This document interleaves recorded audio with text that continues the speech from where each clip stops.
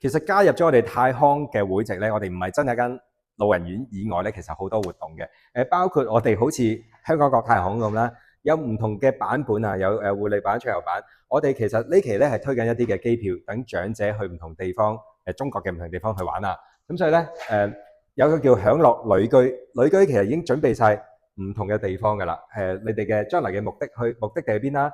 體驗下唔同嘅城市啦，呢個係蘇州我都住過嘅，非常之靚啦。大清谷啦喺杭州，咁鼓勵啲長者多啲去睇下呢個世界。咁當然亦都會擔心康養嘅問題啦。去到某個地方，如果突然間要食嗰隻藥或者唔舒服、水土不服咁咧，如果你住我哋泰康之家嘅話咧，其實呢啲已經係搞掂晒啦，因為我哋亦都有管家去中間去問診啊、問症啊，因為你嘅病歷已經喺我哋嘅記錄度啦嘛，所以唔使擔心。同埋去到唔使諗地方玩啊，沉浸式學習。